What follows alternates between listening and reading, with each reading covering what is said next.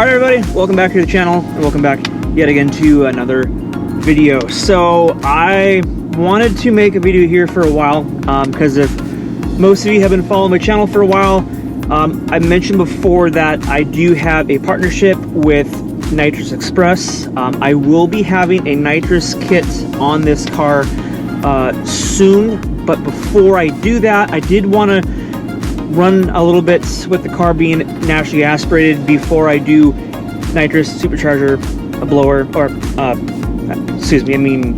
turbo, or any kind of forced induction in general, just to see what the car can do before I add any other power adders to the car.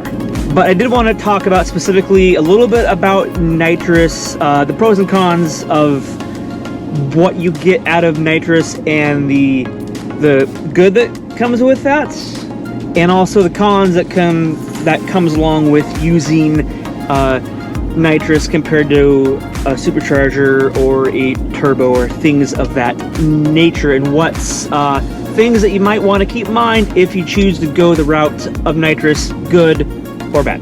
Speaking of NITROUS, for anybody that is interested in picking up a NITROUS kit, or if you currently have a NITROUS kit and you want to get some accessories specifically with NITROUS Express, through the NITROUS Express website, I can put a link here in the description. If you use promo code Trigger Society, I can save you guys some cash at checkout.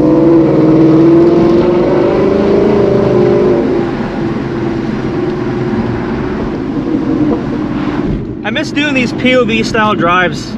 I haven't done a video like the POV style in a little while. That's not necessarily like doing data logging or trips down to Mexico. Oh, and I go.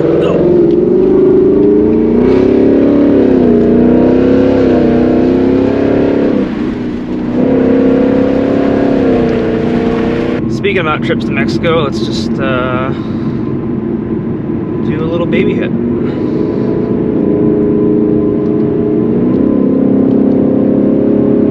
Go.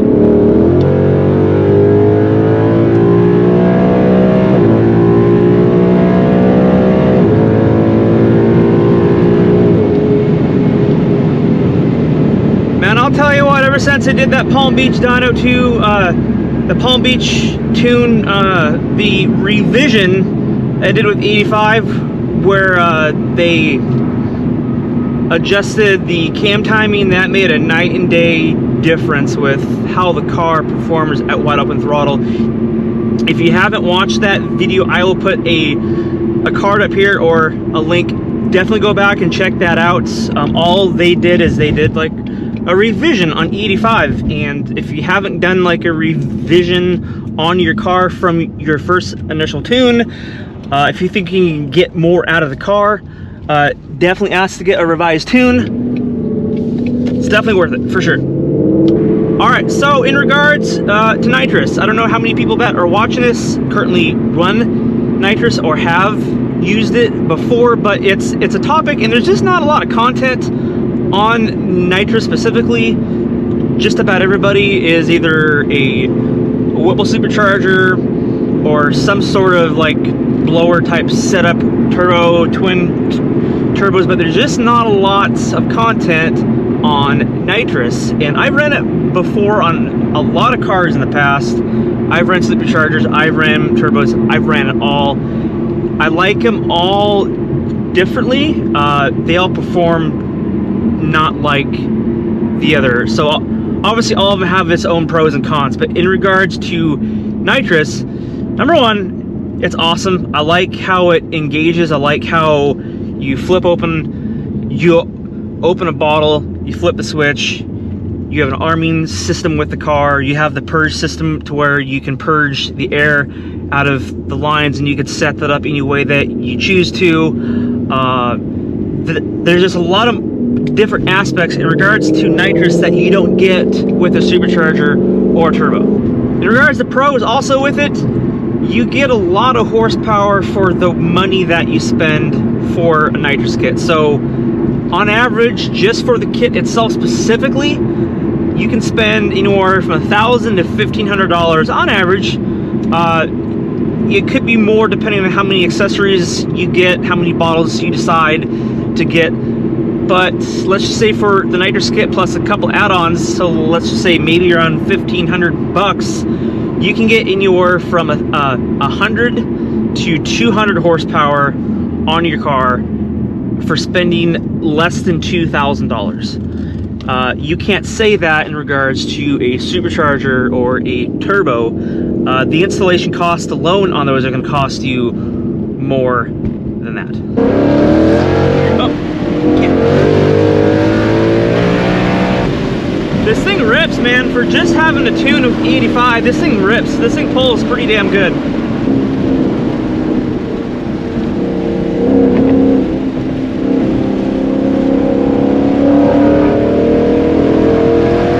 Okay, so specifically in regards to the Gen 3 Coyotes, because obviously that's the platform I have. I know there's other platforms that this might apply to, some that it might not, but in regards to specifically the Gen 3 Coyotes, the 2018 on up, is when you use a nitrous kit, now like I said, I have a Nitrous Express, but this can apply to like any other style kit, but you don't need to add like a booster pump, you don't need to add bigger injectors, depending on the shot that you specifically choose to go with. But once I go the nitrous route, which I'm going to do before a blower or a turbo, I'm probably going to go at least a 150 shot, probably a 150 to 175 shot. You could go 200, but I'm not going to go that high just yet. With 85, it is safe. I just want to see how the car reacts with it. But with E85, another pro to having the car on E85 is you can run, when you do a wet kit is the injection of nitrous and fuel. A dry kit is just the nitrous specifically. With E85, you can run a much higher shot and not need to worry as much or anything catastrophic happening.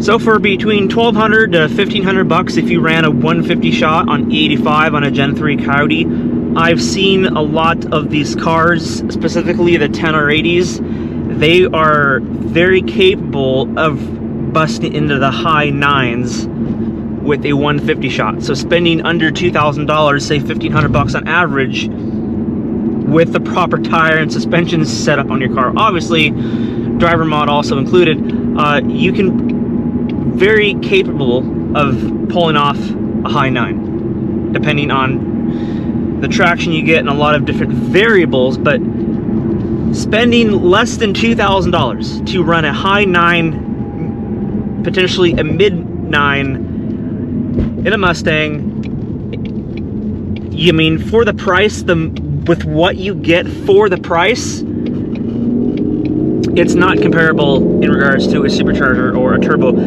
The cheapest like blower type setups right now are the ESS kits, and those are starting off right around the $6,000 price, which is pretty damn cheap.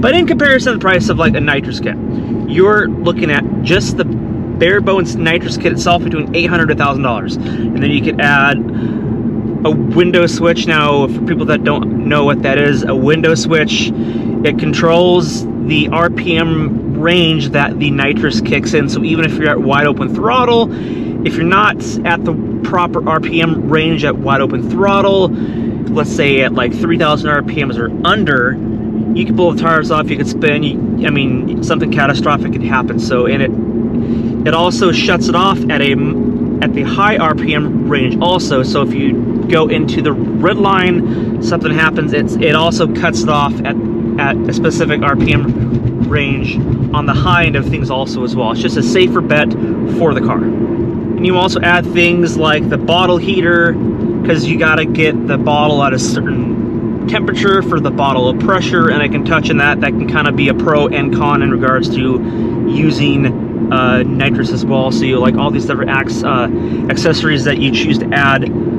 It does add up the price, but it does make the ability to run nitrous a lot safer. But even after adding all those accessories, you're still significantly cheaper than if you choose to go the route of a supercharger. Another thing to keep in mind is there's a lot less components and a lot more straightforward when in regards to what comes with a nitrous kit compared to a blower turbocharger specifically. There's just a lot less that comes with it, and there's a lot less that you need to do, and it's a lot easier to install, a lot less involved in regards to the installation and everything that comes along with a supercharger kit. You have the, whether it's a top mount or centrifugal, you have a heat exchanger, all the piping, injectors, fuel pump, wiring. There's more involved than comparing that to nitrous. So an obvious con that does come with the use of nitrous that I touched on is the cost of refilling your nitrous bottles. So eventually, after some amount of time and the larger nitrous shot that you use, the quicker you're going to go through a bottle. You're probably going to spend, depending on where you're at and the size of the bottle that you have, they're around $8 to $12 a pound, and if you have a 10-pound bottle, you're looking at over $100 a bottle to refill your nitrous. And with my experience, I ran nitrous on previous cars. I was spending a minimum of about $100 to $120, but I ran 2 bottles, so I times that by 2. So I went through 2 bottles at a time. Each nitrous bottle for each quarter-mile pass. For a full bottle, I could probably get around 7 to 8 full passes without the use of a bottle heater to increase the pressure and to get every bit, to get like as much out of the bottle as possible. I didn't have a bottle heater. I should have, and that's another added bonus to use a bottle heater. You increase the bottle pressure, you can get the maximum amount out of the bottle as you can. You're going to be spending, depending also to how often you go to the track, $100 to $120-ish per time you fill up your nitrous bottle. You're probably going to go through an entire bottle each track session. So if you go 2-3 times a week, you're probably going to spend $200-$400 a month on nitrous, including the cost of going to the track. So all those things, it does add up, but still the out the door cost and the initial setup cost is still significantly cheaper and can be definitely a lot more appealing to people that just don't want to spend $10,000, $15,000, $20,000 on different kind of setup like a blower or turbo kit. Another con in regards to nitrous, obviously, is you're not always going to have use of it. You only have it if the bottle is open. You stick the bottle obviously in the trunk, you open the valve on the bottle, and it's a lot of those are active at full throttle, but you're not always going to have it because it'll eventually run out, and once the bottle's empty, then you're just back to whatever power the engine obviously makes by itself. So you're not always going to have it. You got to refill the cost of the bottles, which that cost can add up. So it's not as continuous, and the daily driver aspect when you have a Whipple, Pro Charger, and ESS kit, which is always going to be there for you to use even if you're not at the track. So things like that, keep in mind. The con, you're not always going to have the use of it. So to close this out, nitrous is unique in its own way compared to a blower or a turbo, but the cons, as I said, you're not always going to have access to it if the bottle is closed or if the bottle is empty. The bottle pressure, you got to keep the bottle pressure in mind, and the cost of always refilling the bottle, that specifically can get pricey depending how often you decide to go to the track. And nitrous is addicting.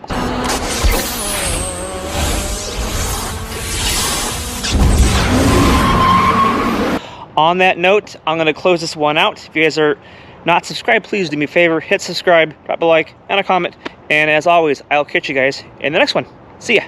Bye.